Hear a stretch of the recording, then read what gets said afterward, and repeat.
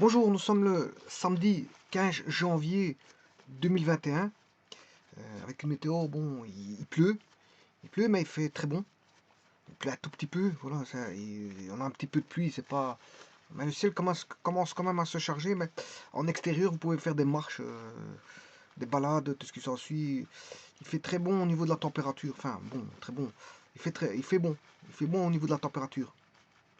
On est loin d'une canicule, justement, c'est un très bon temps, hein. C'est un très bon temps. Pour pouvoir faire des activités en extérieur. Mais maintenant, il faut se protéger, bien sûr, des pluies, sans plus. Je vais vous présenter ici un nouvel exercice, bon, qui est en fait un exercice mécanique, hein. Voilà. Enfin, c'est des mathématiques, c'est pas ça que je veux dire. Ce sont des mathématiques, voilà, c'est un énoncé mathématique, mais ça fait appel non pas trop de logique, il n'y a pas trop de logique là-dedans. Ça fait appel à une espèce de, voilà, de roulement mécanique que vous devez connaître. C'est des connaissances. Et quand je dis connaissance, c'est de la connaissance par cœur, hein. C'est-à-dire qu'il n'y a pas d'hésitation là, à avoir là-dessus, hein. C'est des connaissances par cœur. Commence à hésiter, bon, un examen, celui qui ne connaît pas, c'est normal, c'est qu'il n'a pas étudié correctement, ou il a oublié, il a étudié, il a oublié, mais s'il a oublié, c'est qu'il a mal mémorisé, hein. Parce que la mémoire, faut justement, la mémoire, il faut la baser sur la répétition, hein. Vous devez toujours répéter, répéter, répéter, répéter, et réviser les répétitions pour voir s'il n'avait pas oublié. Voilà, donc ça, il n'y a pas d'excuse. Celui qui vient étudier 5 minutes après qu'il se prétend connaître, et puis que le lendemain qu'il a oublié, ben, c'est normal, il a mal mémorisé.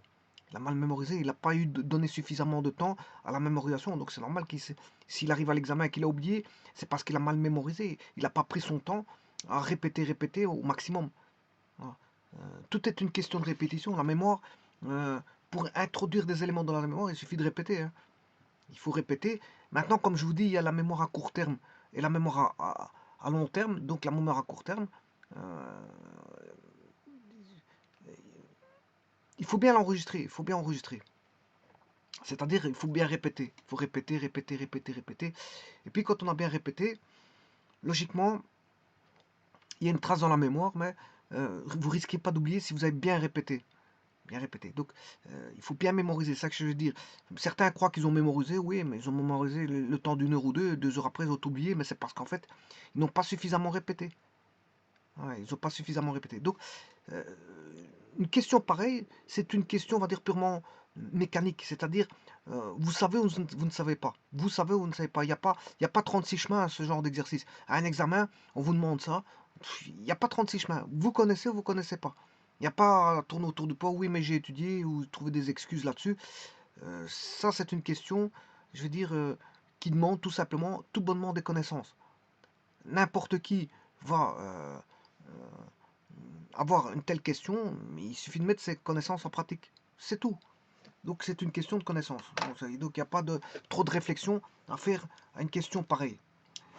Et bon, il existe de nombreuses comme ça questions, que ce soit dans tous les domaines, je dirais même dans de nombreux domaines, c'est des questions de connaissance, hein. C'est pas forcément des questions de logique, il n'y a pas toujours des questions de réflexion, voilà, de mise à l'épreuve au niveau du raisonnement. Non, ici, il n'y a pas de raisonnement possible. Vous connaissez ou vous connaissez pas. Point. Alors bon, je vais entamer cet exercice-là. Simplement, il y a juste peut-être une entame à faire avant de commencer quoi que ce soit. C'est au travers de l'équation. Donc, celui qui étudie les coniques, ben, il y a 4 types de coniques. Je vous rappelle, il y a le cercle.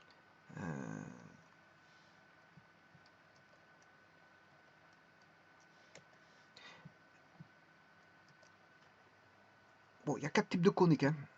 Donc quand on coupe un cône, suivant un plan donné, on peut avoir soit une ellipse, un cercle, une hyperbole. Alors, quand on étudie les coniques,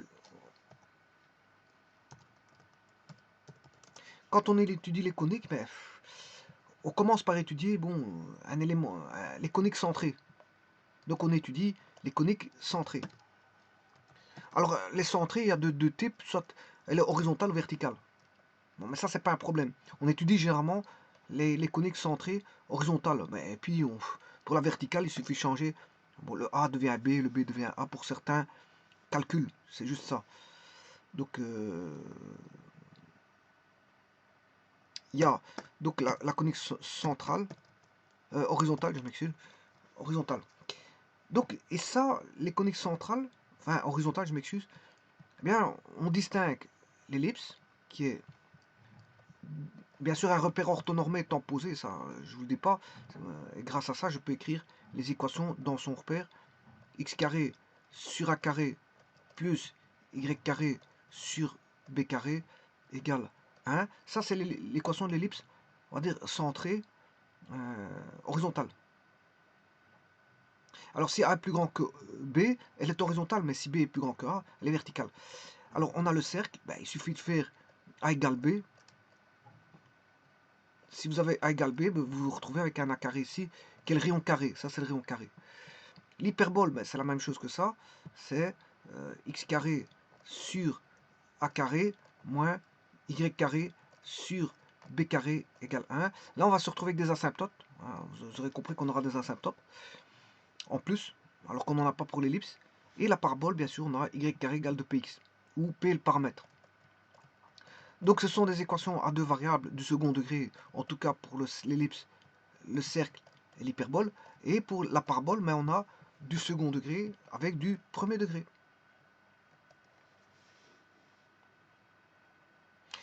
Alors vous voyez que ici on a un plus.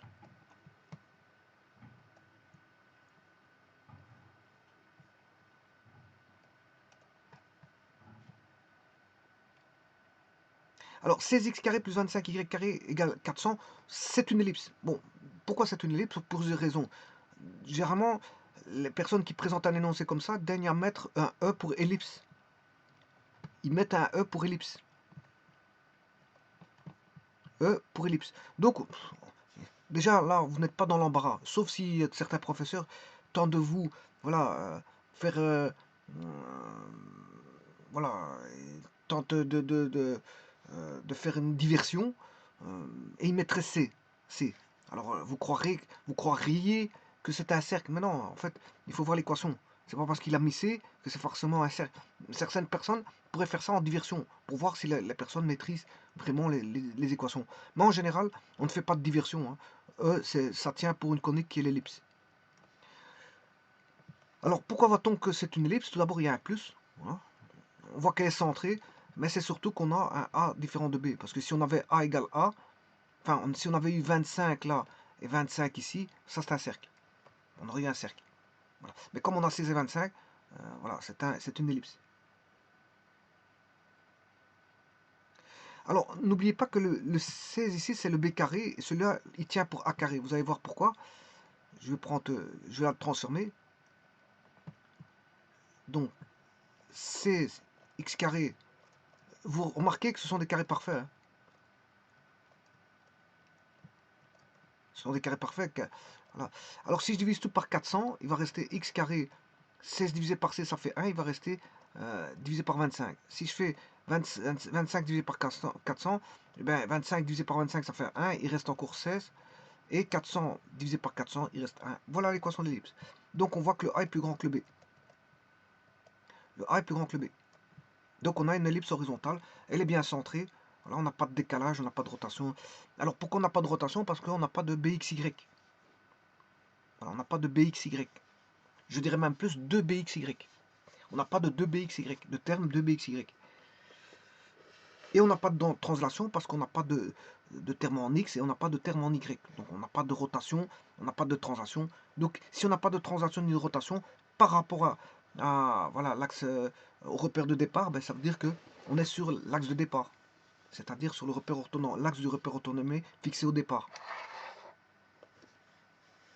Bon, et à partir de là, tout va découler, puisque ça c'est ce qu'on appelle le A carré. Là, ça c'est le B carré. À partir de là, on peut tout trouver.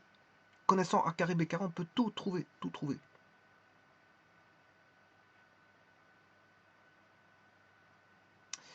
Bon, alors, je vais faire l'exercice. Donc ça, vous avez ici donc tous les éléments de l'ellipse, hein, centrés, bien sûr horizontale parce que la verticale, elle est là. Hein. Voilà. Ça, c'est pour l'ellipse verticale, A plus petit que B. Voilà. Moi, je vais prendre A plus grand que B. Je vais prendre celle-ci. Donc, tous les éléments sont là. On a l'équation cartésienne, bon, l'équation paramétrique, l'équation polaire, l'équation de focale de l'ellipse, l'équation polaire, tralali, tralala. Bon, on a voilà, le centre, le foyer, le deuxième foyer. Il y a deux foyers dans une ellipse, comme il y a deux foyers dans une hyperbole, comme il y a un foyer dans une parabole, et il y a un foyer qui est le centre pour le cercle. Alors, l'axe focal, on a un axe focal qui relie les deux foyers. On a un axe de symétrie 1, axe de symétrie 2. On a un sommet, voilà. Et alors, bon, ceci, on va... il suffit juste de copier. Et ça, c'est pour ça que je vous dis que c'est une étude par cœur. Hein. Ça provient de l'étude par cœur.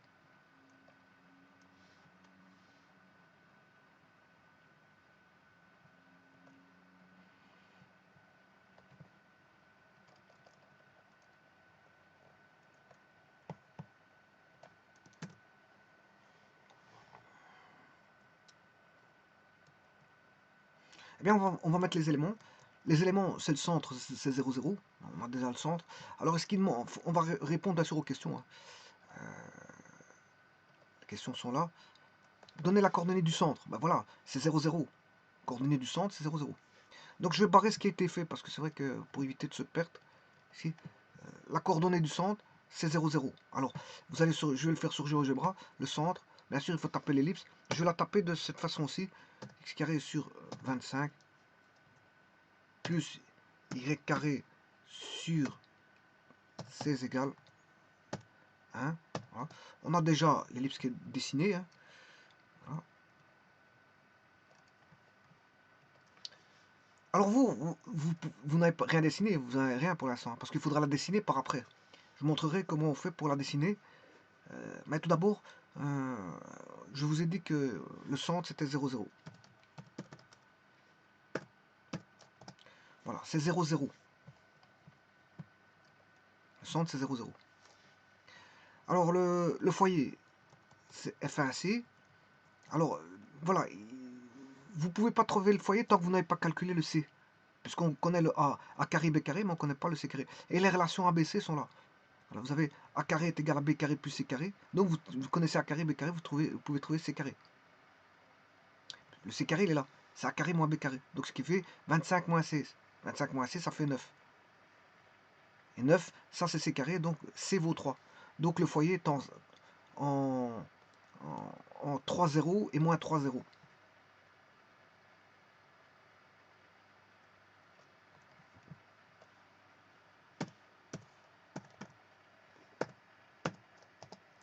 Voilà. Les deux foyers sont en 3 0 moins 3 0. Alors, le point suivant, qu'est-ce qu'il demande? Les foyers, c'est fait. Les sommets. Les données, donc les coordonnées des sommets. Je vais faire maintenant les sommets. Ben, les sommets, c'est A0, c'est A0, B0, moins B, moins A. Voilà. Donc les sommets, sur le grand axe, c'est moins A0, A0.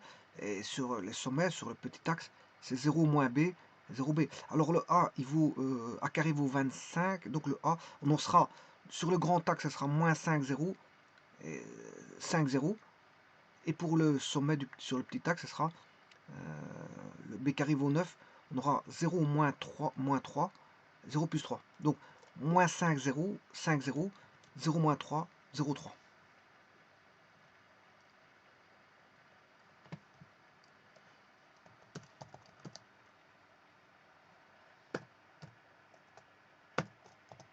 Voilà, les coordonnées. Oui, ici, je sais pas pourquoi. Ils ont mis 4. Moins 5, 0, 5, 0. Oui, parce que c'est 16. Hein, je m'excuse, c'est 16. Oui, je m'excuse, c'est pas 9, c'est 16. Ouais, c'était le C carré qui venait 9. J'avais en tête le C carré, mais en fait, c'est B carré vaut 16. Hein. Il vaut pas 9, B carré vaut. C'est le C carré qui vaut 9. Le B carré. Voilà. J'avais en tête que la dernière valeur, que j'avais calculée, c'était le C carré. Donc c'est normal que. Voilà. En fait, c'est 4. C'est 0, 4 et 0 moins 4. Donc, c'est moins A0 et 0 moins B et 0B. C'est juste ça. Et B comme B carré vaut 16, ben, B vaut 0 moins 4. La coordonnée du sommet vaut 0 moins 4 et 0,4. Bon. Vous voyez qu'en un temps de mouvement, ça c'est une question de connaissance, il ne faut pas se tromper dans le calcul, bien sûr. Il y a un petit peu de calcul, mais c'est des petits calculs. Quoique parfois on a des racines carrées qui se trimballent partout. Hein. Parfois on peut avoir des racines de 17 hein, bon, partout, parce que bon, on n'a pas un carré parfait. Alors, suivant, le sommet c'est fait, une équation de l'axe focal. L'axe focal, c'est une droite qui passe par le foyer. Bah, ici c'est simple, hein, puisqu'en fait le foyer, voilà, les deux points sont en 0, 0. Il passe par l'axe des x. Hein. L'axe focal passe par l'axe des x, donc c'est y égale 0. Alors, je ne sais pas où ce que j'ai mis ça. Là, il est là. C'est l'axe de symétrie 2. L'axe de symétrie 2, qui est, si vous voulez, l'axe focal.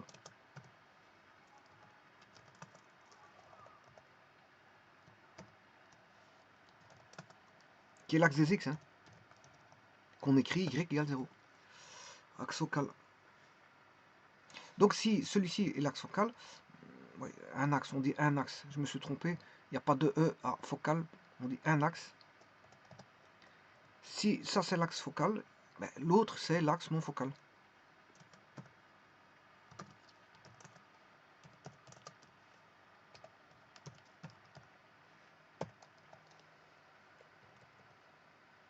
Et,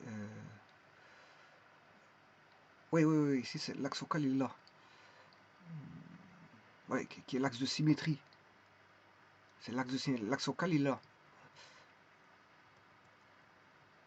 C'est celui-là. C'est l'axe des x, y égale 0, l'axe focal. Donc je l'avais écrit ici déjà. Et l'axe non focal, c'est l'axe de symétrie. Donc je l'ai mis deux fois, mais c'est pas grave. C'est pour vous dire ici que l'axe focal, c'est l'axe des x. Dans ce cas-ci. L'axe de symétrie, il y a deux axes de symétrie. Et l'axe de symétrie 2 et l'axe focal, c'est ça que je veux dire.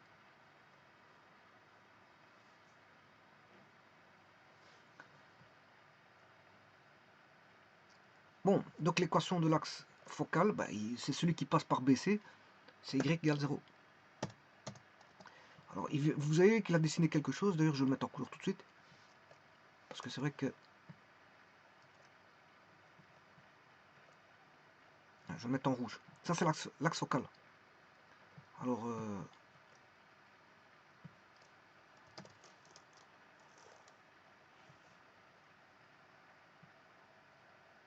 je vais l'appeler F.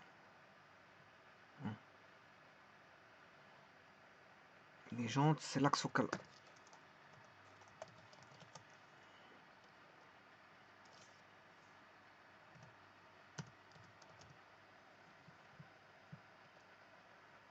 Ça, c'est l'axe focal.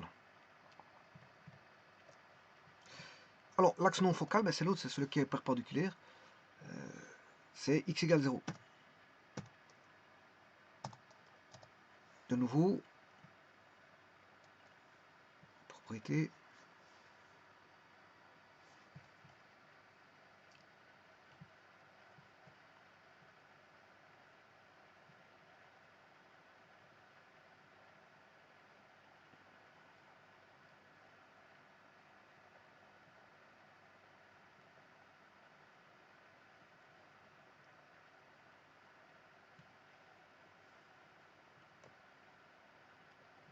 Je vais mettre une légende. Axe non focal.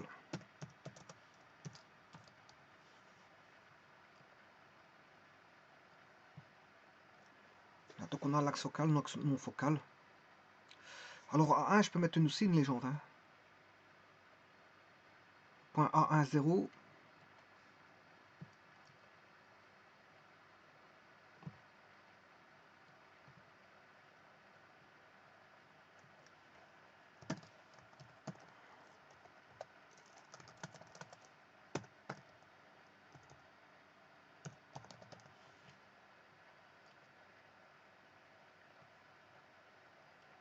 Voilà, centre de l'ellipse.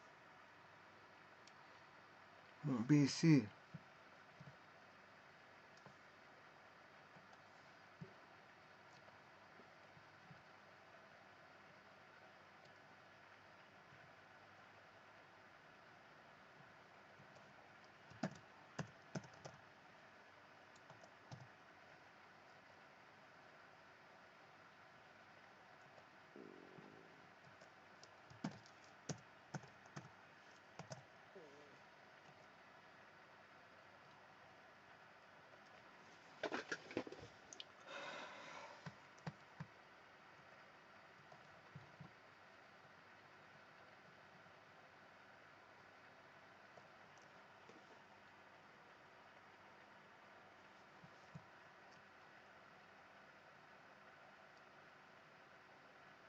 Bon, je ne mets pas les sommets hein, pour ne pas encombrer. Bon, les sommets, on sait bien que c'est G, E, D, F.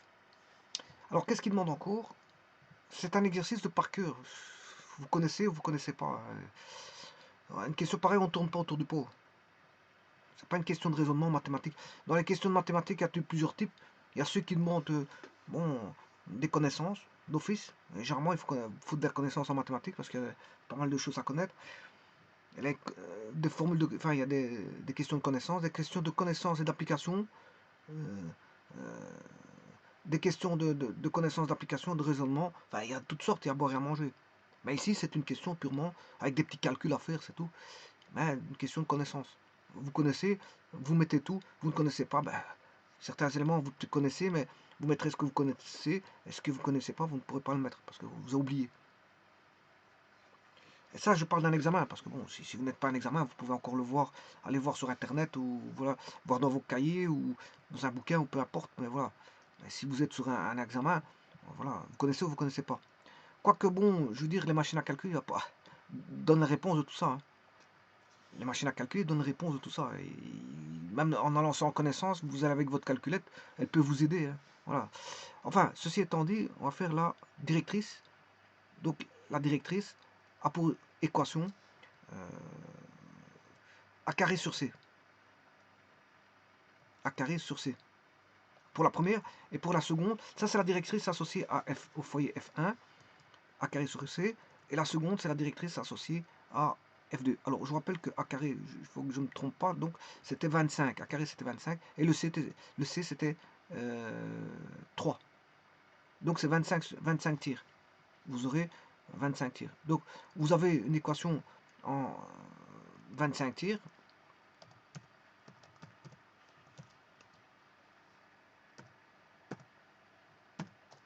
Voilà. C'est 25 tirs. Hein. Alors, si je calcule 25 tirs, je peux vous prouver que ça fait 8,33. Déjà, 24 divisé par 3, ça fait 8. Hein. Et 1, voilà. Et il reste un tir, et un tir, c'est 0,3333. Donc, il n'y a pas besoin de calculer. Je viens de vous dire que combien ça faisait. C'est 8,33. Et alors, il y en a une qui est positive et l'autre qui est négative. Ce qui fait que ici, je suis obligé de voir les deux directrices. Alors, ça, c'est la directrice.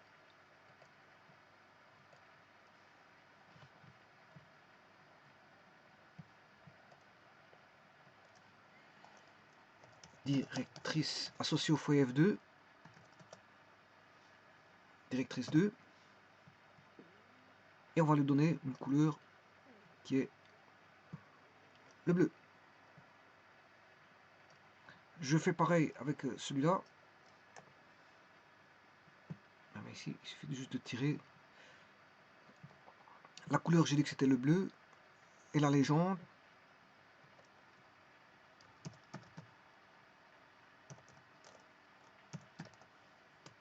Directrice 1.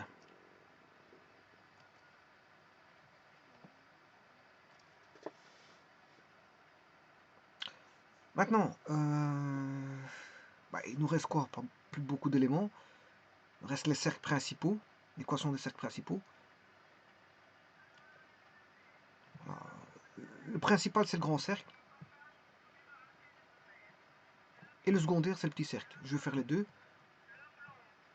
Comme ça, on est fini avec les équations.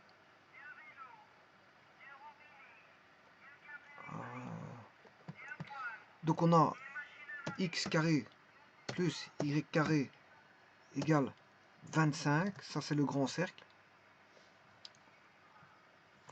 Et on a x carré plus y carré égale C. Grand cercle, c'est le cercle principal. Égale C, c'est le cercle secondaire. Alors, vous avez les deux cercles. Cercle principal, cercle secondaire.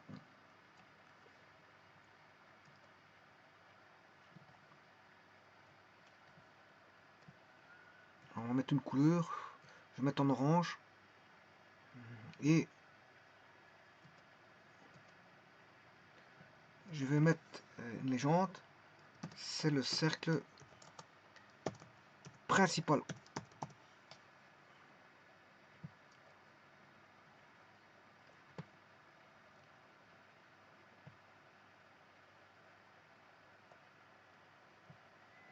Quant à celui-ci, c'est le cercle secondaire.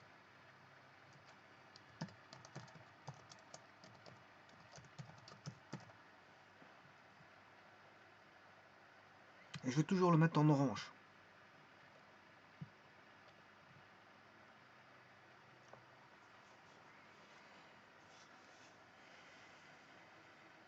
Bon, il nous reste encore quelques petites choses, comme la distance focale. Ben, la distance focale, c'est assez simple. Comme le foyer, à l'origine, il fait C, ben, et que l'autre fait moins C, C0, voilà, C0, il est sur X, hein, Y vaut 0, C0, et l'autre il vaut moins C0, c'est que la distance va de moins C à C. Or, de moins C à C, la distance fait 2C. Donc la distance focale fait 2C. Et ça, c'est juste un petit calcul à faire. Vous faites 2 fois C. Ou alors vous faites distance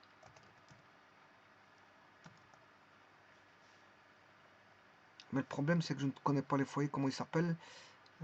Les foyers c'est BC. Les foyers s'appellent BC. C'est la distance BC.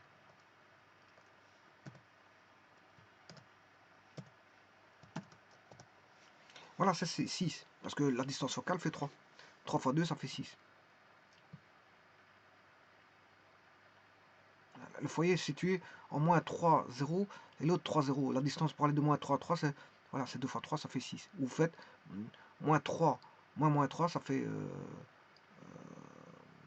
enfin, vous faites 3, moins 3 plus 3, ça fait 6.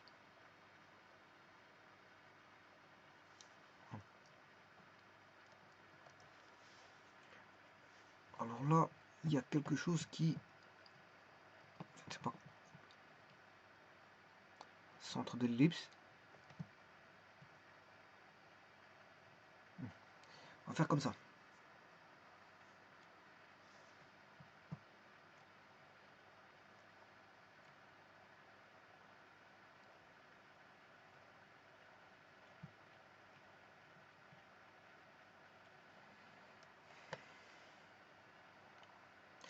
Bon, il nous reste encore deux petits calculs à faire.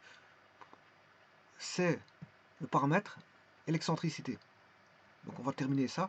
C'est l'excentricité et le paramètre. Alors GeoGebra ne donne pas le paramètre pour l'ellipse. Donc il faut le calculer. Alors je vous rappelle que l'anomalie excentrique c'est phi. C'est l'angle phi. Bon, le paramètre c'est... il y en a un, l'excentricité c'est C sur A. Bien sûr, comme c'est une ellipse, E est compris entre 0 et 1. Puisque c'est une ellipse. Donc l'excentricité c'est C sur A. Et le paramètre c'est B sur A. Donc ce qui veut dire que l'excentricité, C sur A, C c'était 3. Et normalement il doit être compris entre 0 et 1. Si c'est pas bon, vous avez fait une erreur. C'est ça que je veux dire.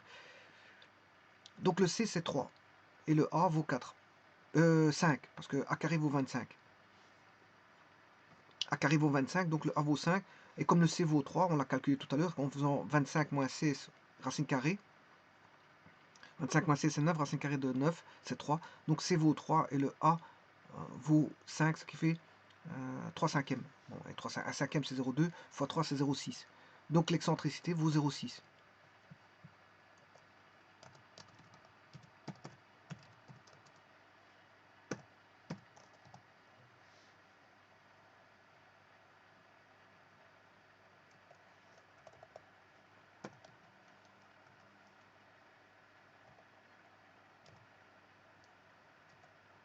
Donc 0,6. Regardez bien, ça fait bien 0,6. Eh bien, on a bien à faire une ellipse qui tourne près entre 0 et 1 au niveau de l'excentricité.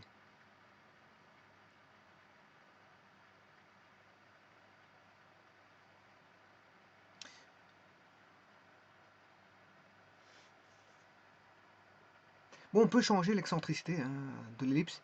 Bah, pas avec cette équation-là.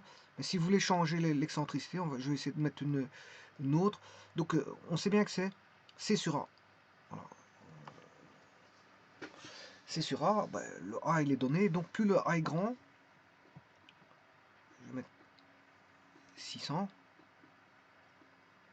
Regardez bien que ceci, je vais vous mettre la formule ici de l'excentricité. Donc, l'excentricité E, c'est égal à C sur A. Mais, le C, comme on a à faire une ellipse horizontale, on a une ellipse horizontale avec les deux foyers. Bon, je vais essayer de dessiner correctement parce que ça c'est le foyer 1. J'ai mal dessiné ça moi. Bon, je vais trop vite. Je vais trop vite. Bon, je parle plus vite que que je dessine. Et bon, il y a un décalage entre ce que je raconte et le dessin. Bon, vous avez le foyer F1, foyer F2 ici. Et alors, je vous rappelle que donc le A, c'est le grand cercle. Le A est défini par un des sommets du grand cercle. On a ici A0. A0. Et donc on a un petit cercle aussi. Hein. Et je vais vous montrer à quoi il sert ce grand cercle, petit cercle. Ça sert à construire l'ellipse. Hein. À partir de ça, j'ai un petit cercle. Et là, vous avez 0B.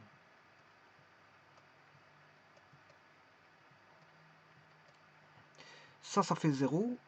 Et ça fait A. Et celui-ci, là, il vaut C0. Il vaut C0. Et la distance, là, elle vaut A. Cette distance-ci vaut A. C'est-à-dire la même distance qu'il y a là. Donc on a comment est-ce qu'on appelle ça, un triangle rectangle. On applique là, on a B, là on a C, là on a A. Donc vous aurez un triangle qui fait B, C, A. Donc on a A carré est égal à B carré plus C carré. Ce qui veut dire que A carré moins B carré égale C carré. C'est-à-dire que racine carrée de A carré moins B carré égale C. Voilà que vaut ce C. Ça veut dire que si le A il est grand par rapport au B, ben, ça veut dire que A est grand par rapport au B, ça veut dire que B est petit. Plus le A il est grand, plus le B sera petit. Voilà, plus le B sera petit.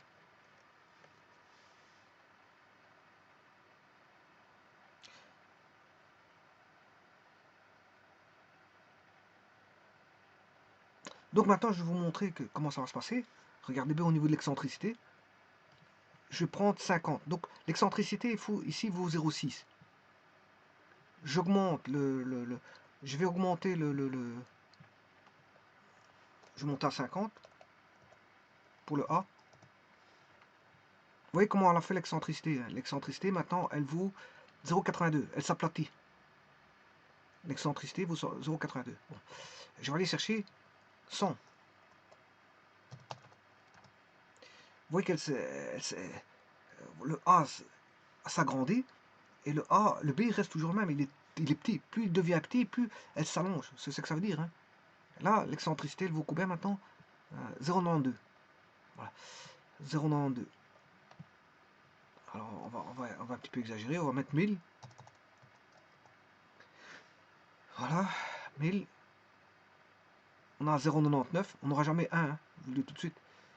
On va mettre 1 million.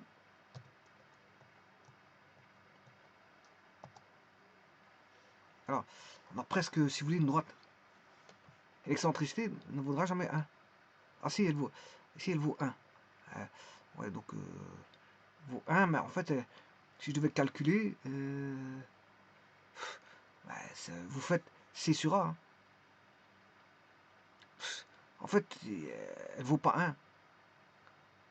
C'est parce que c'est eux qui l'ont. C'est GeoGebra qui l'a limité à 1, mais elle vaut pas 1. Elle vaut pas 1. C'est comme si vous aviez ceci, regardez. C, vous auriez 1 million moins le 16, bien sûr, racine carrée. Et ça, 1 million moins C, ça fait pas 1 million. Hein. Voilà. Pour avoir 1, il faudrait la même quantité au numérateur qu'au dénominateur. Là, on aurait 1, mais on n'a pas 1. Voilà. Ici, on n'a pas forcément... là, ils ont été décrire que le C vaut A. Le C vaut A. Parce qu'ils disent que le B est tellement petit que ça vaut A. Donc, ils ont fait une approximation, mais c'est pas bon. Hein. L'excentricité ne vaut pas 1. L'excentricité ne vaut pas 1. Bon, elle est proche de 1. On est à 0,9. 99999, mais on n'a pas 1. Pour avoir 1, il faut une ellipse. 1, c'est une parabole. Pour l'excentricité équivalent 1, c'est une parabole. Bon. Alors, revenons à nos moutons. Je vais remettre le 25. Alors maintenant, je vais réduire. Je vais mettre 25. Et je vais augmenter, cette fois-ci, le B. Le B, il va s'allonger. Je vais mettre 1000. Voilà. Je vais mettre 500. Déjà, elle devient verticale. Voilà. Je vais mettre 250.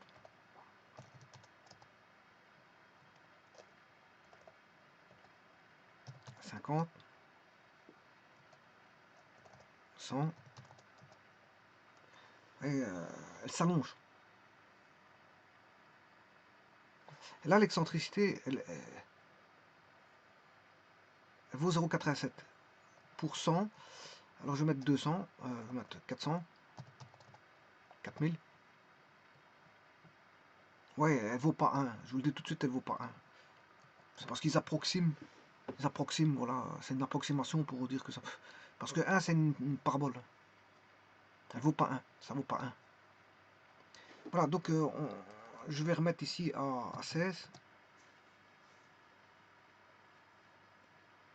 À 16. Comme c'était auparavant. Donc, vous avez bien vu quel est l'effet de comment on appelle ça, de l'excentricité. Hein. Elle s'allonge d'un côté ou de l'autre, suivant que A est plus grand que B ou B plus grand que A. Elle s'allonge d'un côté, voilà, elle s'allonge ou elle fait le contraire de l'allongement. Elle se raccourcit. Elle s'allonge, elle se raccourcit en fonction de l'excentricité. Alors maintenant, le dernier élément,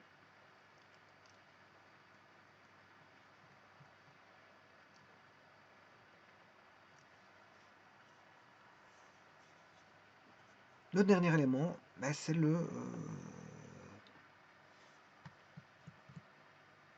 paramètre.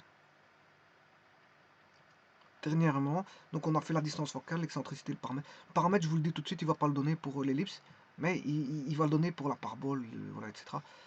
Donc, paramètre, je vais vous prouver qu'il ne va pas le faire. Voilà, parabole, vous voyez, il vous l'a dit, hein, il vous le dit. Regardez, je vais même essayer.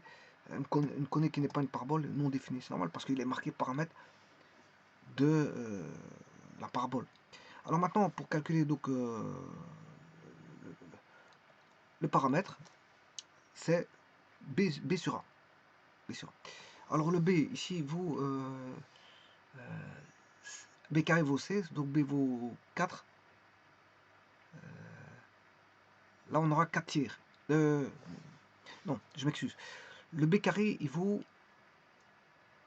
16. E A carré vaut 25. Donc, ce qui fait 4 cinquièmes. Voilà, ça fait 4 cinquièmes. Normalement, ça fait 4 cinquièmes. J'aurais vu de voir l'équation. Ouais, c'est 16. Ici, on a l'équation.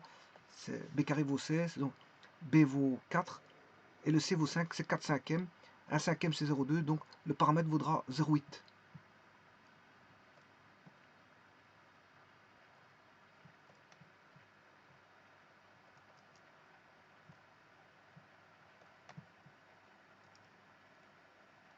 Le paramètre vaudra 0,8.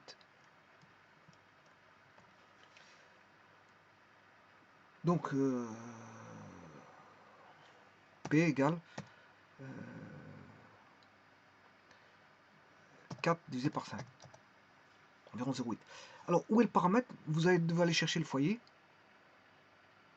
Le paramètre, je vais vous montrer ce qu'il est. Vous tracez une droite qui part du foyer, bien sûr, qui est perpendiculaire à l'axe. Voilà.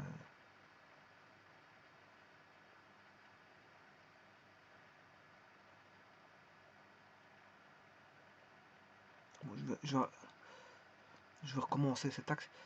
Donc, une droite perpendiculaire, voilà, qui a passé par le foyer, perpendiculaire à l'axe ici. Et voilà. Alors, j'ai une intersection ici. Je vais chercher une intersection. Voilà, j'ai l'intersection. Alors maintenant, je n'ai plus besoin de cette droite perpendiculaire. Et je trace un segment qui va de là. Voilà. Et ça, c'est le paramètre. C'est le paramètre qui vaut. Alors maintenant, je calcule la distance. Bon, foyer 1, c'est 3, c'est C. La distance, CH.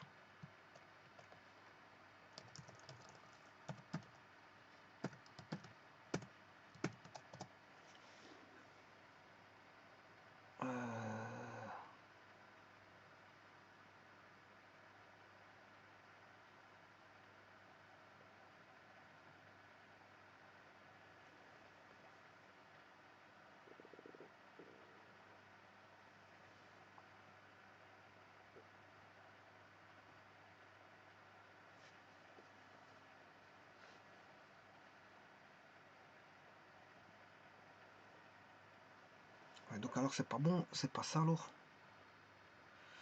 J'ai fait une petite erreur, le paramètre c'est B carré sur A.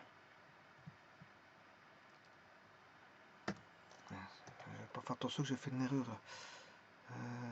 Donc je vais vite modifier ça. Le paramètre c'est B carré sur A. B carré sur A.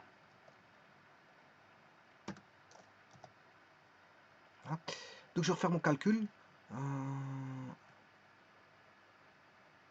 25. B carré c'est 16. 16 sur... C'est 16 neuvième.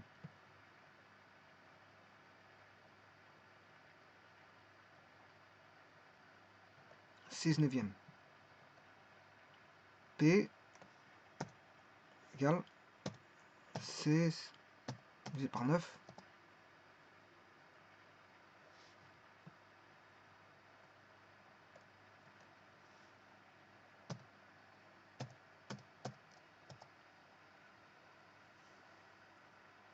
Divisé par 3 parce que le C vaut 3. C'est pas 9, c'est le C vaut 3. On va commencer ça. 16 divisé par 3.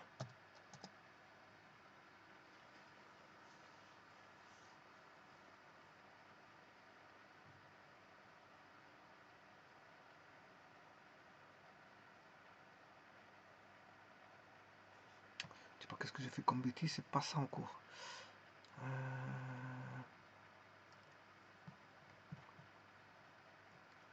Paramètre. Ouais, B carré sur A. Pas B carré sur C. Je sais pas pourquoi j'ai mis C. Et le A c'est 5. Voilà. C'est C cinquième. Paramètre c'est C5. Cette fois-ci je l'ai. Sûr et certain. Donc je vais aller chercher C cinquième.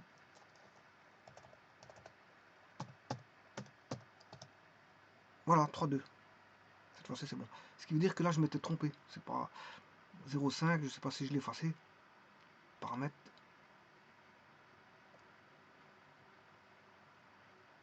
Ça c'est faux. 16 neuvième.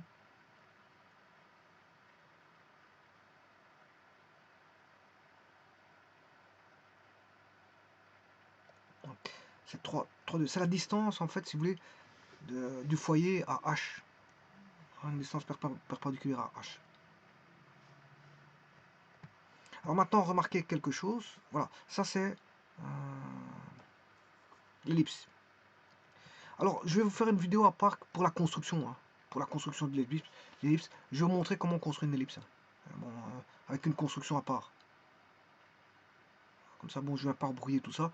Et alors, si maintenant, regardez bien, si vous tracez une droite de là au pied de la directrice, ben, vous avez la tangente au point H, directement.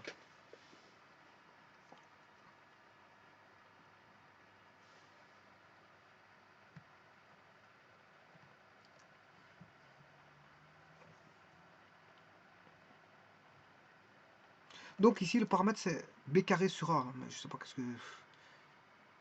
C'est B carré sur A et pas B sur A. C'est B carré sur A.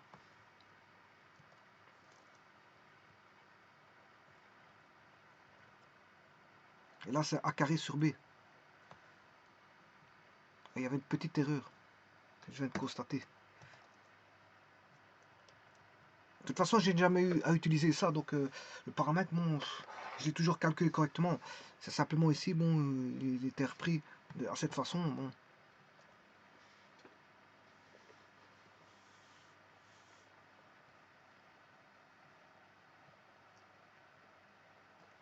Et alors maintenant, juste dernière chose.